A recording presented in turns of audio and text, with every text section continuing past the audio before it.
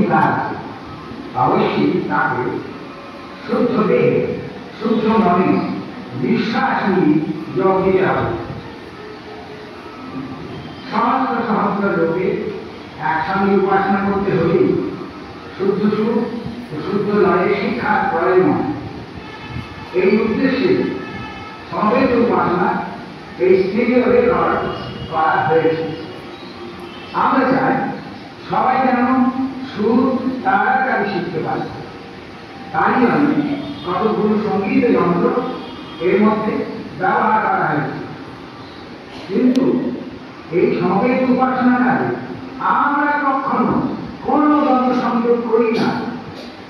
কণ্ঠই সর্বশ্রেষ্ঠ যন্ত্র এবং একমাত্র যন্ত্র। প্রথম চতুর্থী রেকর্ডিং এর সময় মঞ্জ গঞ্জ বন্ধু ইত্যাদিকে দুটি মাত্রা দান করে বাকি 4 মাত্রা যন্ত্রসঙ্গীতের দ্বারা পূর্ণ করা হয়েছে মনোহারিত্বের জন্য। কিন্তু উপাসনাকালে 6টি মাত্রায় কণ্ঠের দ্বারা টেনে রাখতে হয়। সমবেত উপাসনাকালে একমাত্র ওঙ্কার বিগ্রহী উদার গতিতে থাকবে।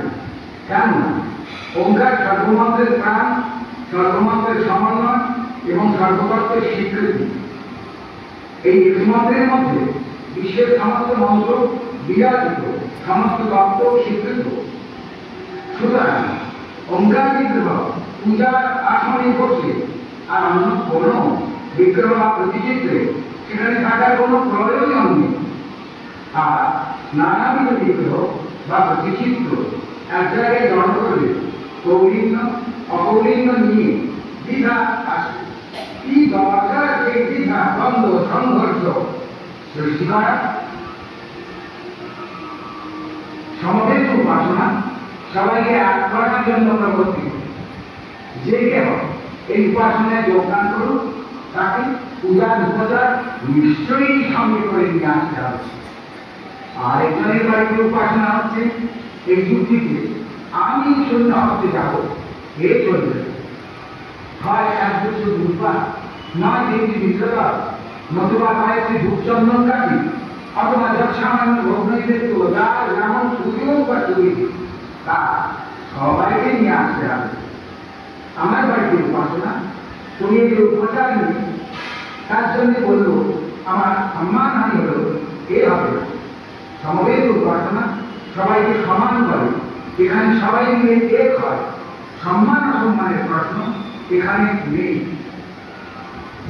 সমবেত উপাসনার সর্বশেষে অঞ্জলি। সেই সময় এবং প্রণাম কাজে বা প্রসাদ নেবার সময় কোনো হুড়োহুড়ি হবে না, শৃঙ্খলা রাখা যায়। সমবেত উপাসনাতে কখনো অপ্রকান্ন ভঙ্গিও না, কারণ তাতে বিশৃঙ্খলার সৃষ্টি হতে পারে, তাতে উপাসনা করতে উদ্দেশ্য পণ্ড হয়ে যেতে পারে। এই উপাসনাতে ব্রহ্মগায়ত্রীর পরে আবার কিছু কাজ প্রাপ্ত হয়ে থাকে। তখন আমরা জগৎ মঙ্গল সংকল্প করি, মনে মনে ভাবি ওম জগৎ মঙ্গল ভবান, আমি জগতের মঙ্গলকারী হচ্ছি। ওম জগৎ মঙ্গল ভবান, আমি জগতের মঙ্গলকারী হচ্ছি। ওম জগৎ মঙ্গল ভবান, আমি জগতের মঙ্গলকারী হচ্ছি। আমার দেহ মন প্রাণ আত্মা সব জগতের মঙ্গলের জন্য তৈরি হচ্ছে। তারপরে মনে মনে যা যা ঈশ্বরাম জপ শুরু করি, মানে ঈশ্বর সাধন আমার একার মুক্তির জন্য নয়, আমাদের তপস্যা জগতের সকলের কল্যাণের জন্য। এই সমবেত উপাসনার প্রধান বিশেষত্ব। এই কথা মনে রেখে সকলের মিলনে এই স্বাভাবিক সেতুটুকুকে তোমরা পূর্ণরূপে সত্য আরে আনো, এই তোমাদের প্রতি আমার নির্দেশ।